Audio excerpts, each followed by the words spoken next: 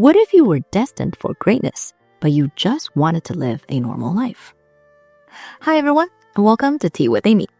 Today we're telling the story of Lady Zhao, a woman who was desired for her beauty and survived the chaos of the Warring States period. She was the mother of the first emperor of China and would be the first woman to be named Empress Dowager in Chinese history. But she did not ask for any of that. She did not dream of thrones or dynasties. But destiny and the men around her had very different plans. And if you have watched the C-drama Qin Dynasty Epic, you might already have an image of her in your head. She is portrayed there as emotionally unstable, easily manipulated, and driven by a desperate need for affection and security. This characterization is actually close to how she is described in historical records. But she is also reimagined very differently as Hao Lan in the C-drama Legend of Hao Lan, where she is shown as a devoted mother who endures extreme hardship to protect her son, fighting to survive in a world that keeps trying to destroy her. Two very different versions of the same woman. Now, the story of Legend of Hao Lan is greatly dramatized. But maybe the characterization of Hao Lan gives us something to think about that is not shown in historical records. But before we step further into Lady Zhao's story, we should first take a look at the world she was born into. For over 200 years, the Warring States period had turned everyday life into a game of survival that nobody had asked to play. And for women, the rules of that game were especially unforgiving. Even princesses and daughters of noble families were treated as assets, traded between kingdoms as diplomatic tokens, married off to foreign courts to seal alliances. If that was the reality for the daughters of kings, you can imagine what it looked like for everyone else. Given the world she lived in, given the choices that were and were not available to her, was she really the person that history made her out to be? Today, modern historians debate whether the harsh judgment of her in historical records was really fair at all. History remembers her as scandalous, but let's decide for ourselves. Lady Zhao's real name is not recorded in historical records. Very little of her early life is recorded, and we don't know her exact year of birth. But historians estimate it to be around 280 BCE. In fact, even her family name was probably not Zhao at all. We refer to her as Lady Zhao today because all we really know of her origin is that she came from the kingdom of Zhao. The records of the grand historian describes her as from a prominent family from Handan, the capital city of the kingdom of Zhao. Not a noble family, but also not a poor family. Handan was the kind of city that made you feel like anything was possible. It was one of the great cities of the Warring States world. Wealthy merchants, traveling scholars, performers, diplomats, and fortune seekers from every corner of China passed through its gates. The markets were loud, and the wine houses were louder. It was a city that was known for its splendor and elegance. And from this city came the beautiful Lady Zhao. It is said that she was a talented and captivating dancer. At some point, probably when she was still quite young, she came into the household of a merchant named Lü Buwei as a concubine. Some say she was his favorite concubine. Her early relationship with Lü Buwei is unclear, but in the chaos of the Warring States period, any kind of stability was something to hold on to. Lü Buwei was wealthy, and his household was taken care of. She was taken care of. But Lü Buwei was not a man who was satisfied with just being wealthy. In theory, he had money to do anything that he wanted. The problem was that in the Warring States world, money was not enough, especially for a man like him. As a merchant, he would always be low on a social ladder. Any day, his money could be taken, his assets could be repurposed.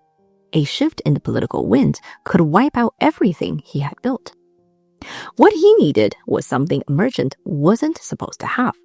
Power, real power, the kind that did not depend on anyone else's goodwill or the stability of a market. And then he found his opportunity in the form of a forgotten Qin prince living in hardship in Handan as a political hostage. His name was Yin Yiren, And he was a son of Yingzhu, the crown prince of the kingdom of Qin, born to a low-ranking concubine.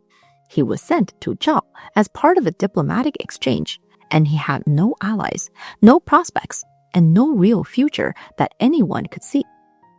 Lü Buwei saw something different. He looked at this forgotten prince and saw an undervalued asset. The crown prince Yingzhu had not named an official heir yet, because Lady Huayang, the primary wife of Yingzhu, had no son of her own.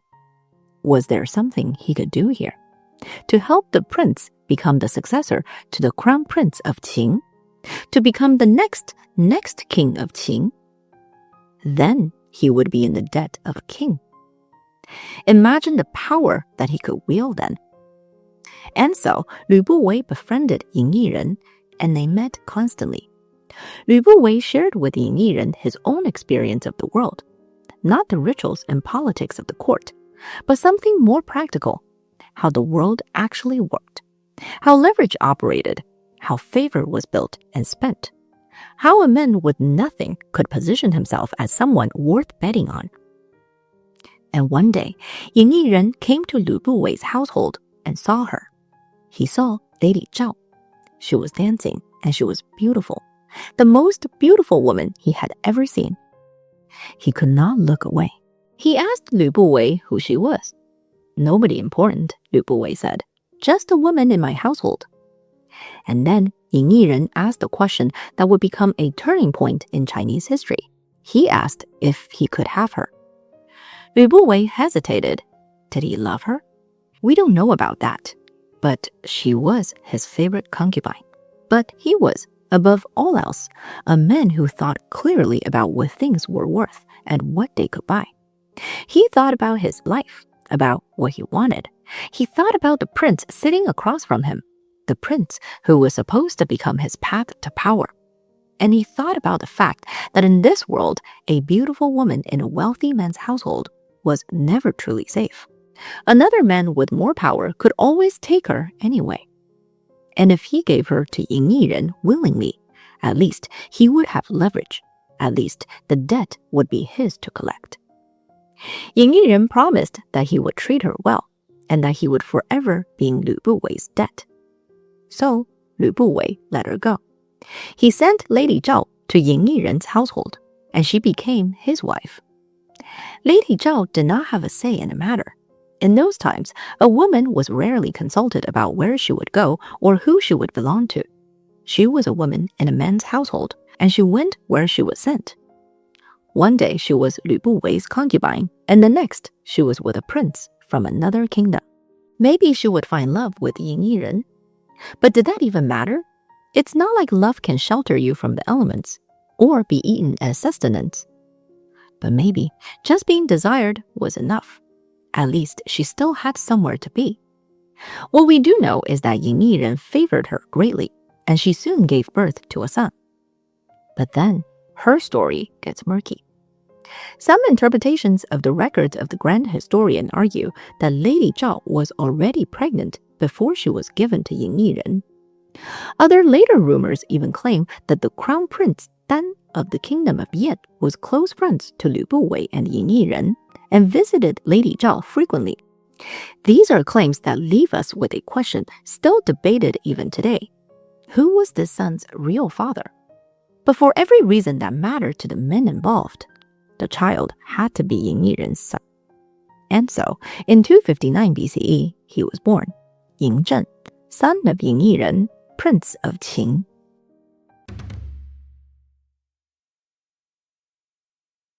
For a brief moment, things must have felt stable for Lady Zhao. She had a husband who favored her. She had a son. She had a place. But Handan was not a safe place to be a Qin prince and his family.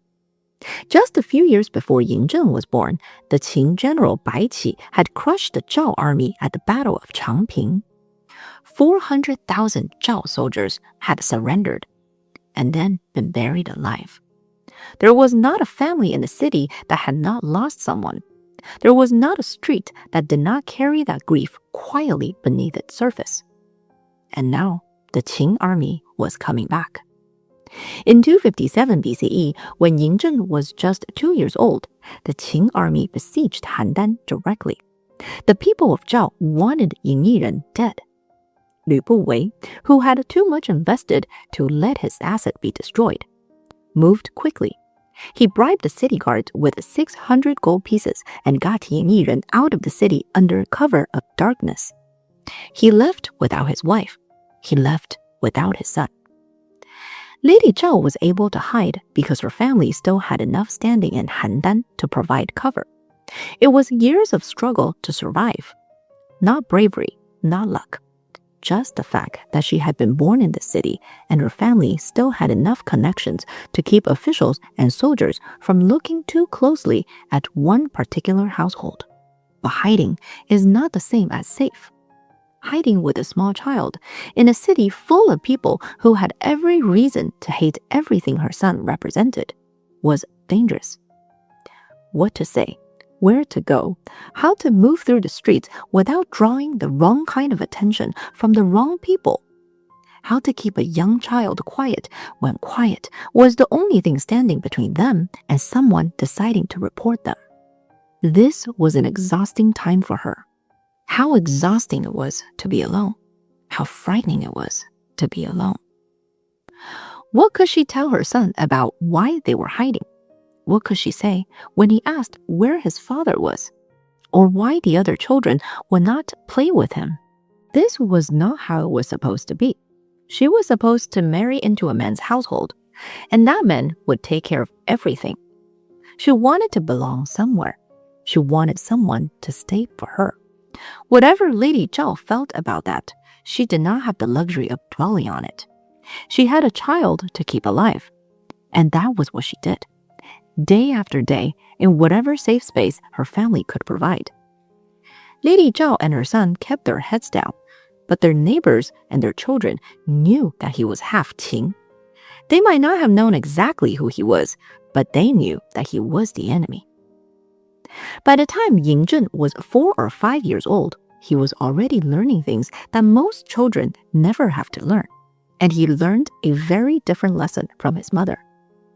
He was old enough to go outside, old enough to understand the expression on people's faces, even when he did not understand the words. He learned that you do not show hurt, because hurt invites more of it. That you watch people's faces carefully before you decide how to respond to them. One day, he was safe. The next day, the army was at the gates. One day, his father was there. The next day, he was gone. The streets he walked down safely yesterday might not be safe today. The only way to never feel that helpless again was to be the one in control. That was the world that Yingzhen grew up in. It was a world that taught him that the world was dangerous, not only because people were cruel, but because there was chaos. There was chaos because there were too many opinions, too many people who wanted different things, too many kingdoms. There needed to be rules. There needed to be order. And if nobody else was willing to create order, then one day he would. And if anyone tried to stop him, he would kill them. Lady Zhao didn't know how Yingzhen was changing inside. She was just trying to keep him fed and hidden and alive. And through all of it, it was just the two of them. And this was how it would be for the next few years. The years passed, and then, finally, things changed. In 251 BCE, the long-reigning King Zhaoxiang of Qin died. The crown prince, Yingzhu, was going to be the new king of Qin, and Lü Buwei's years of careful maneuvering was about to pay off. Ying Yiren was formally adopted by the crown princess Lady Huayang, and he was going to be the new crown prince of Qin. His position as the designated heir to the Qin throne was secured. The tension between Qin and Zhao had eased enough for diplomacy to resume, and the kingdom of Zhao, in a gesture of goodwill, arranged for Lady Zhao and her son to be escorted back to Qin. They were going somewhere that was supposed to be safe. Lady Zhao had never been to Qin. She had no idea what was waiting for her there. But after everything she and her son had survived together in a hostile city, perhaps anywhere was better than where they were. So she took his hand, and they left Handan behind. The capital city of the kingdom of Qin was Xianyang, and Xianyang was nothing like Handan. Where Handan had been loud and alive and chaotic in a way that felt almost warm, Xianyang was almost the exact opposite. The kingdom of Qin has spent years transforming itself through sweeping legal reforms, and that transformation had worked its way into everything. The way the streets were laid out, the way officials moved through the palace corridors, the way people held their faces in public. Qin valued discipline and military achievement above almost everything else. It was not a place that made room easily for outsiders, and Lady Zhao was an outsider in every possible way. Her accent marked her the moment she opened her mouth. Her clothing was the wrong style. The elaborate rituals that governed life at the Qin court, how you greeted a superior, how you address a peer, how the vessels were arranged at a formal dinner. She had not grown up with any of it, and it showed. She was the wife of the man who was about to become king, technically one of the most important women in the kingdom, and she was navigating the most basic social interactions like someone who had wandered into the wrong room and was trying very hard not to show it. The other women at court noticed. The servants noticed. The officials noticed.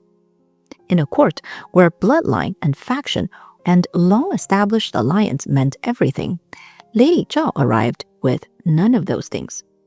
She came from an enemy kingdom.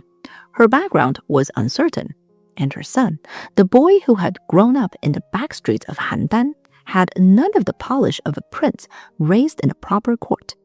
And then there was the matter of the other woman. While Lady Zhao and Ying Zhen had been hiding in Handan, Ying Yiren had not remained alone. He had taken another consort, whose name is unknown. This was not unusual, but it did put Lady Zhao in a tricky situation, because this consort gave Ying Yiren another son. This son was named Ying Chenjiao, and he had grown up as a proper prince, at the center of court life.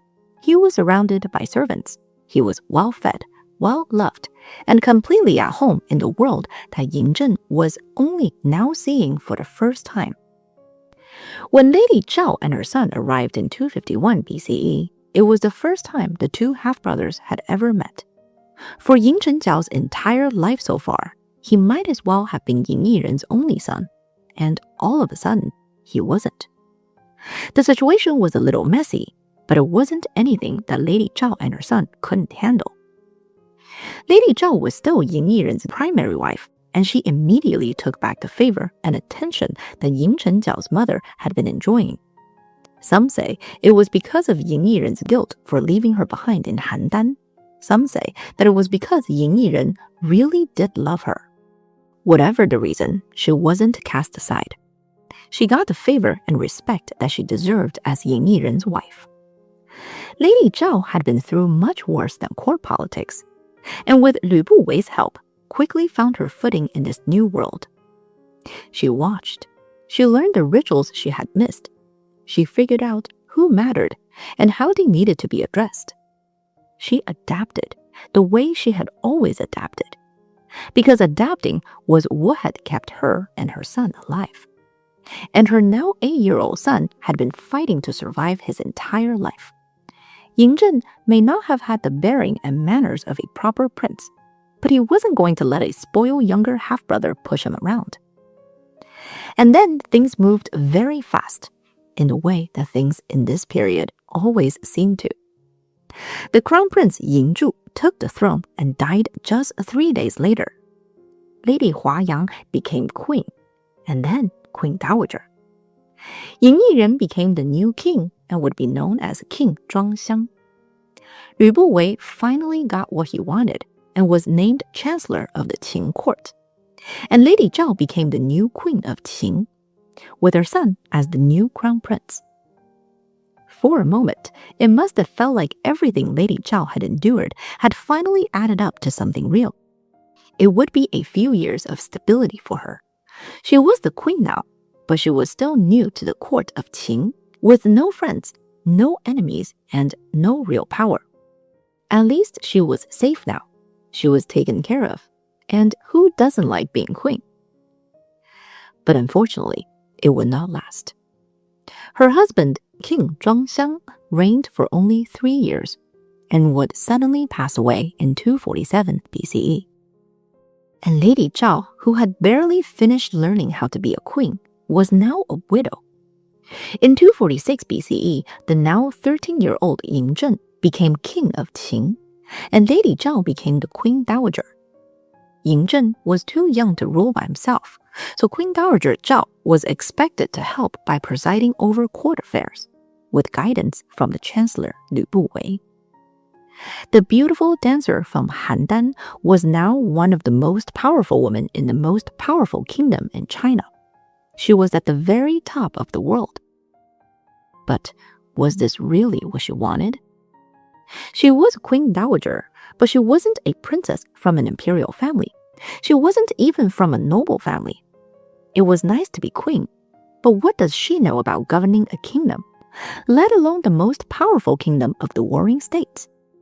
When she was a young woman in Handan, she probably did not dream of thrones and regency councils. She probably dreamed of simpler things: a husband who came home to her, children she could raise without fear, a household that was hers, stable and warm, where she belonged not because she was useful, but because she was loved.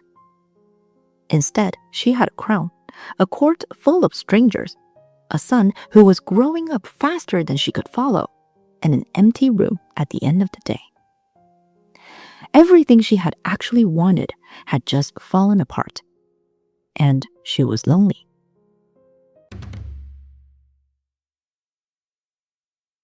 The man who stepped into the space left by Ying Yiren's death was the same man who had been there from the very beginning. Lü Buwei had been rewarded generously for his investment. King Zhongxiang had named him chancellor and given him the title Lord Wenxing. When Ying Zhen became king at 13, Lü Buwei's position grew even larger.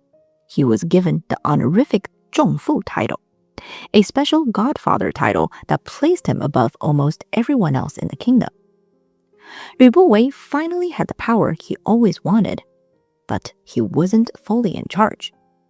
Queen Dowager Huayang, the powerful woman who adopted Ying Yiren, was still there, and Queen Dowager Xia, Ying Yiren's birth mother, was still there.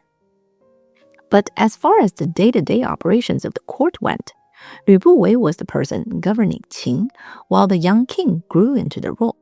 The politics of the Qin court were complicated, but Queen Dowager Zhao wasn't really involved in any of that. She didn't really care about it anyway. And she trusted Lü Buwei to take care of things. He was the one person in Xianyang who had known her before any of this, before the title, before the palace, before the years of hiding and surviving and adapting. He had known her in Handan when she was his concubine.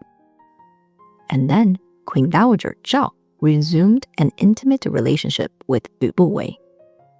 Maybe it was because she was lonely, or maybe because in a complicated court of factions and alliances, he was the one person who felt familiar.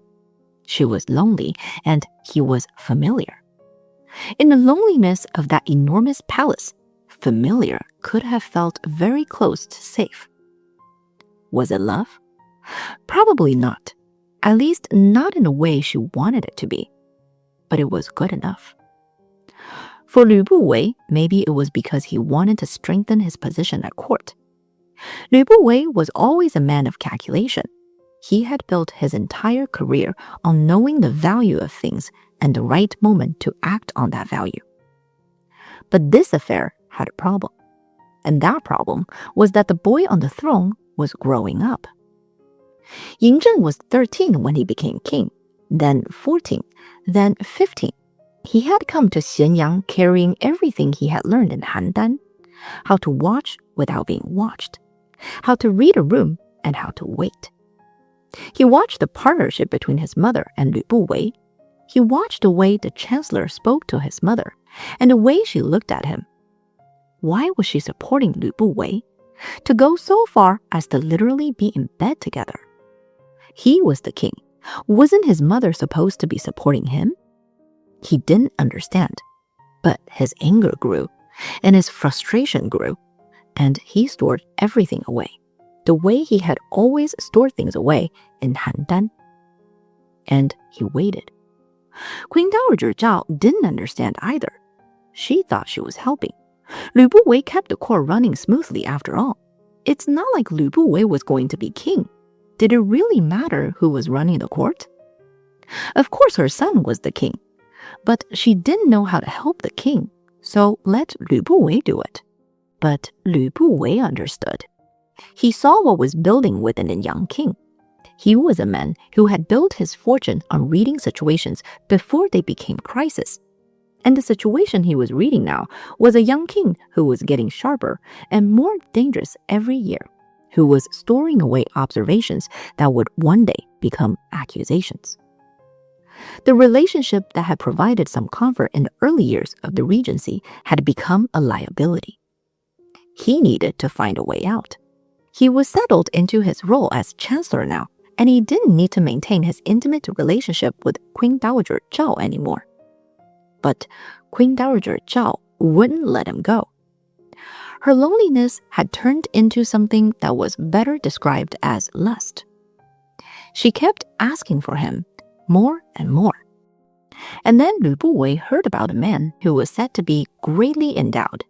This was a handsome young man named Lao Ai, who possessed charm and remarkable physical attributes.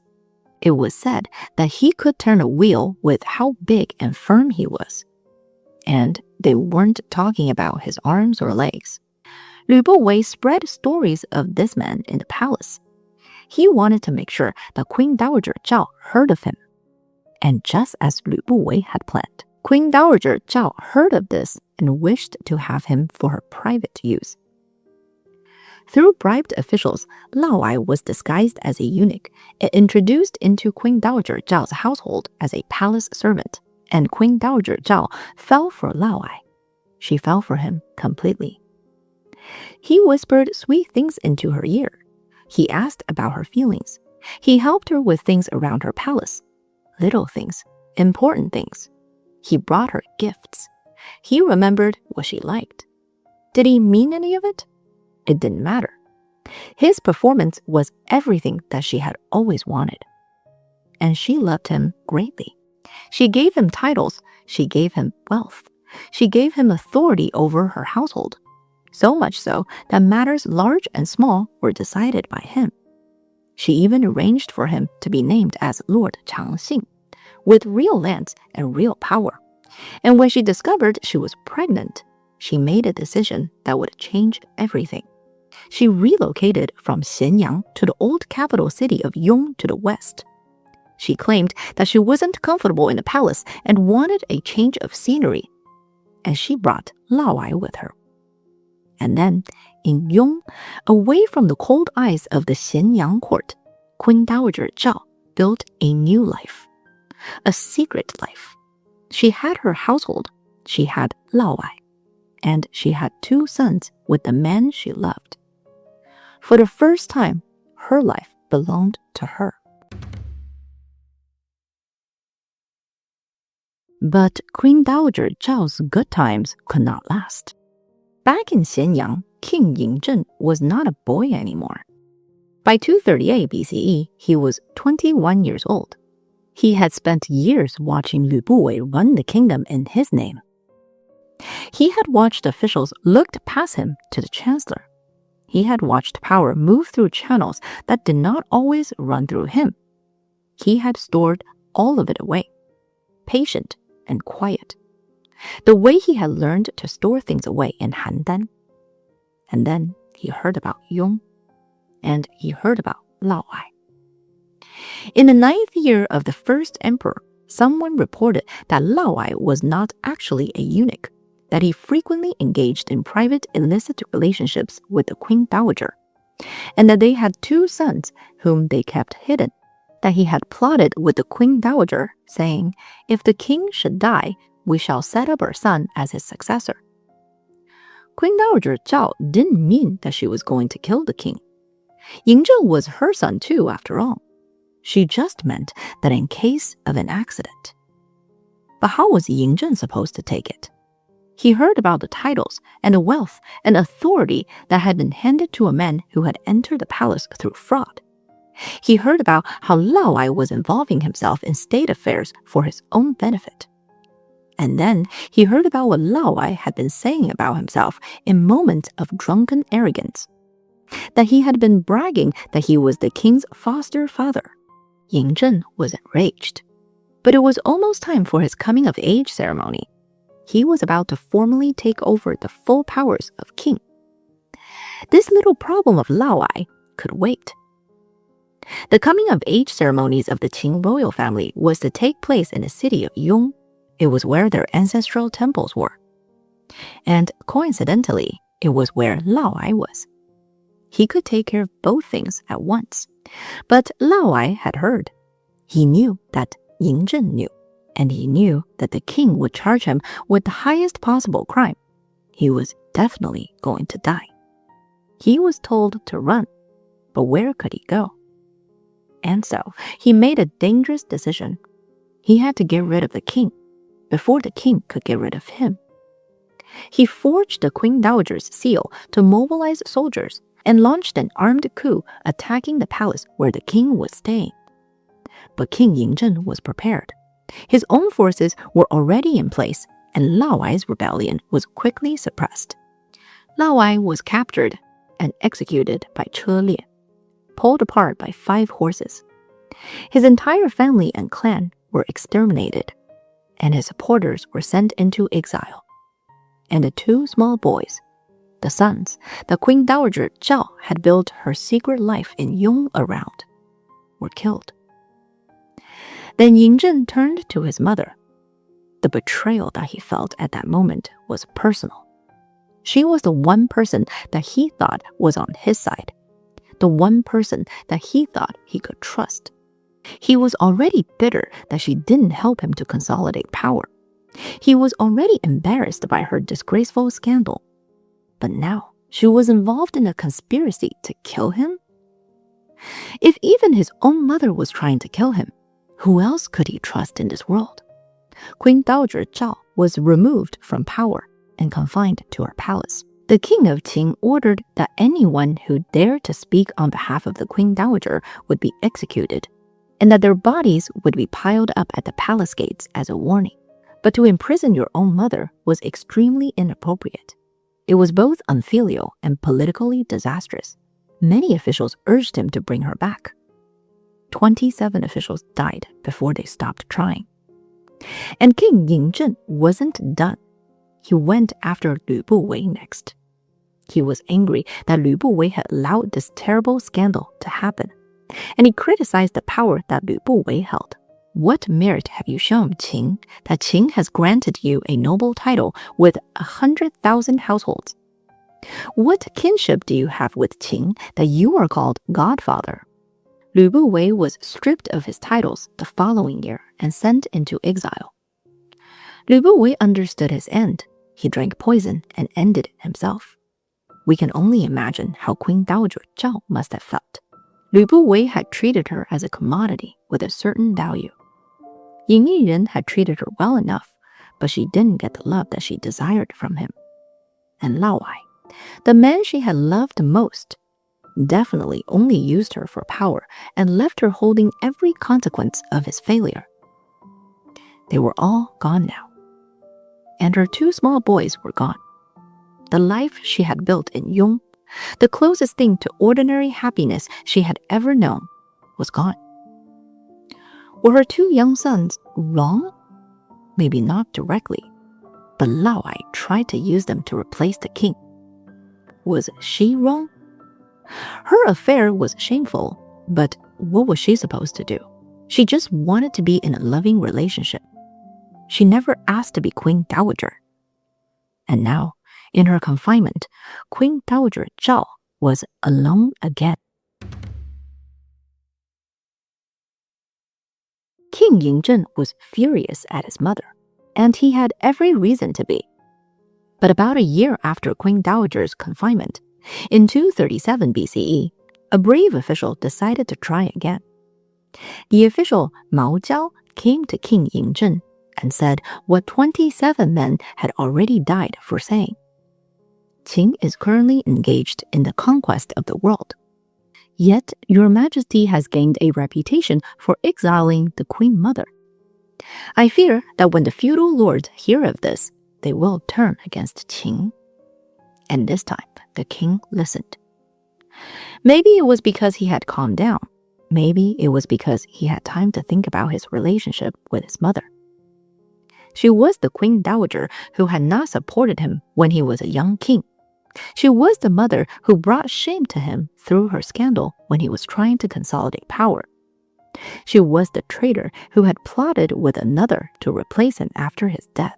But she was also the woman who had crouched with him in a hiding place in Handan, who had kept him warm when there was nothing to keep them warm with.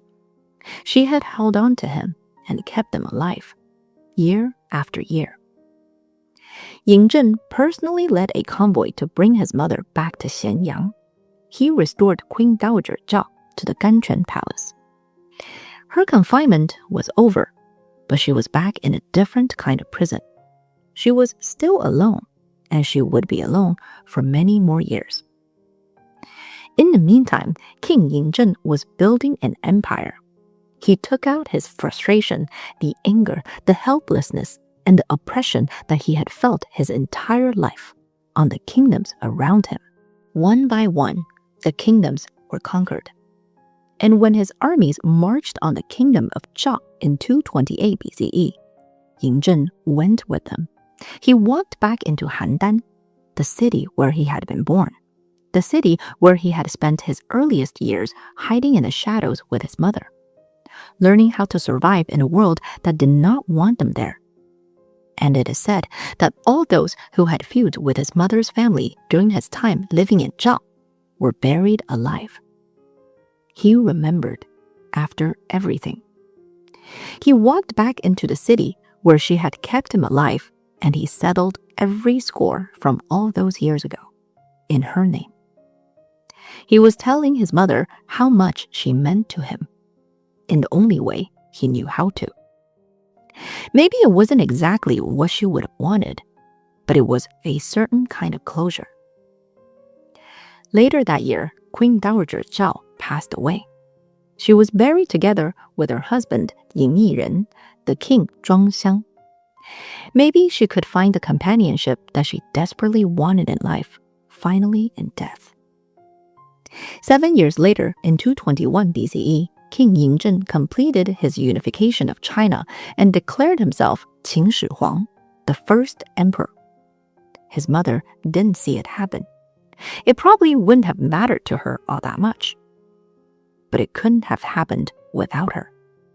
And then Qin Shi Huang posthumously named his mother Di Taihou, Empress Dowager, making her the first woman in Chinese history to hold that title, even if only at death.